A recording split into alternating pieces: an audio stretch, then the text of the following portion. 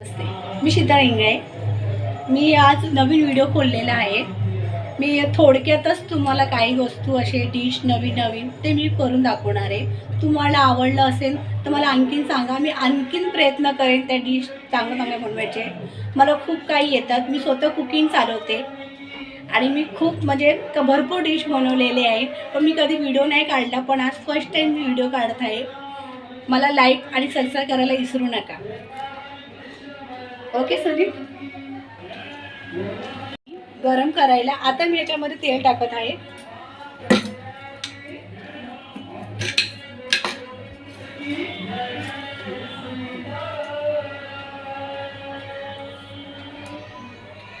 दोन चमचे मी तेल टाकले आहे.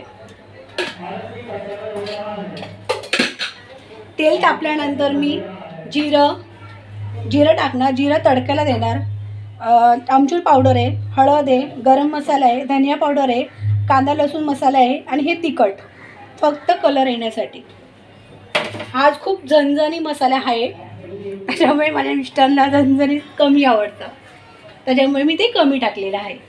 त्याचं प्रमाण आहे अर्धा स्पून एवढं इतकं आहे. आणि हे माझ्या बाळासाठी काढलेलं आहे. मी माझं छोटं बाळ आहे ना, त्याच्यासाठी भात बनवणार आहे मी, याचा फिका भात.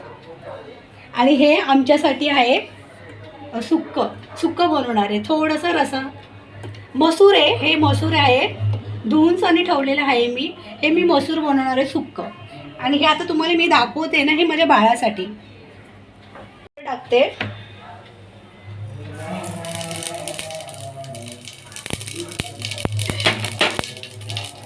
मिरच्या, अद्रक आणि कांदा आणि कढीपत्ता.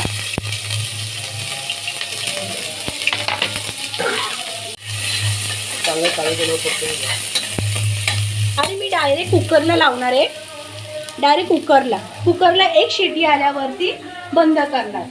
थोडा गॅस फास्ट करत आहे. कांदा चांगला लाल झाला ना आणि टमाटे चांगले मॅश झाले ना, तर आपल्या कालवणाला एक चव येते.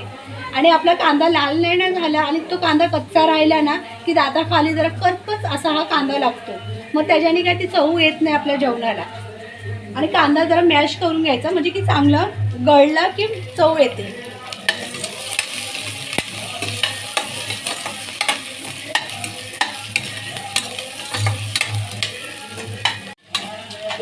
हे बघा, कांदा हा लाल झाला पाहिजे.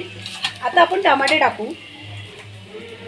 टमाट्याचं प्रमाण, टमाटा मी फक्त एकच घेतलाय, जास्ती काही घेतलेलं नाहीये, का की माणसं कमी असल्यामुळे तो मी एकच मोठा घेतलेला. आपल्याला वाढवायचं असेल तर क्वांटिटी वाढवू शकतो का? जर का तुम्हाला काही वाढवायचं असेल टमाटा किंवा कांदा तर तुम्ही वाढवू शकतात. हे मी एवढा वाटीभर घेतलेले, एवढ्या वाटीभर. आणि त्याच्यातून फक्त मी एक चमचा काढलेला आहे. आणि भिजून ठेवलेलं होतं की जरा फुगावं म्हणून हे आता असे फुगलेले आहे. टमाटे लवकर गळण्यासाठी. मिठाचं प्रमाण चवीनुसार तुमच्या आवडीप्रमाणे मीठ टाका. मी माझ्या आवडीप्रमाणे मीठ टाकलेलं आहे. कोणी कमी खातं, कोणी जास्ती खातं. जास्ती तर कोणी खारट खात नाही. आपल्यावर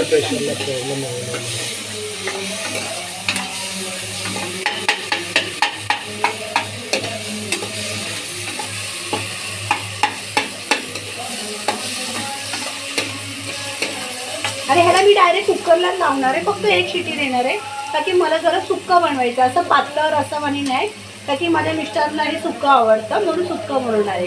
आणि मला थोडंसं भाताबरोबर खायला आवडतं म्हणून त्याबरोबर थोडासा भात बनवणार आहे.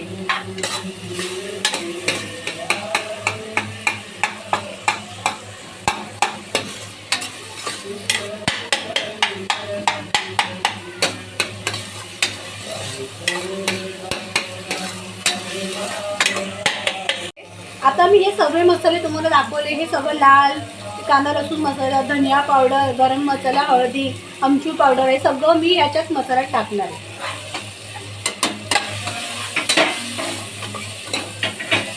आणि हे मी धुवून ठेवले मसूर, अख्खा मसूर, तो पण टाकणार आहे.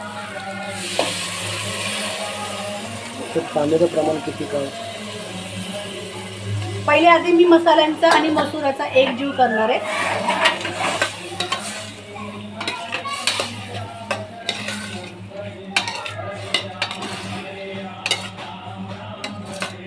मस्त फुगून सुटलेलं आहे. ह्यांचा एक जीव झालाय. मी आता फक्त अर्धा तांब्याभरच पाणी टाकणार आहे.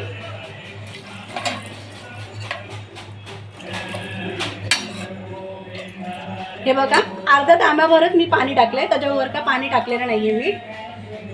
आता मी कुकरला झाकण लावणार, एकच शिट्टी काढणार आहे, का की मी मसूर भिजून ठेवलेले होते.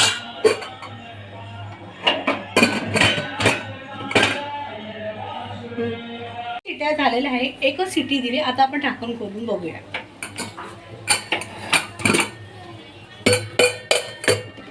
हे बघा,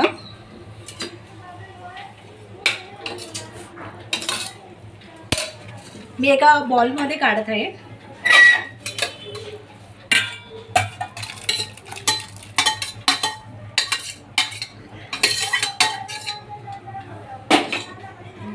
हे बघा, एका शिट्टीमध्ये झालेलं आहे. गार्निशसाठी मी कोथिंबीर टाकते वरून. आणि कोथिंबीर टाकल्यावरती आपण हलवायचं, नाहीतर ही कोथिंबीर आहे ना, वरती आपण असं टाकलं ना की काळा रंग येतो त्या कोथिंबीरवरती. म्हणून कोथिंबीर कधी पण हलवायची आपण. कोथिंबीर आपली ना अशी वरून झाकण मारून ठेवलं ना आपण की काळं पडते कोथिंबीर. असं हलवायचं, मग ही कोथिंबीर काळी नाही पडत.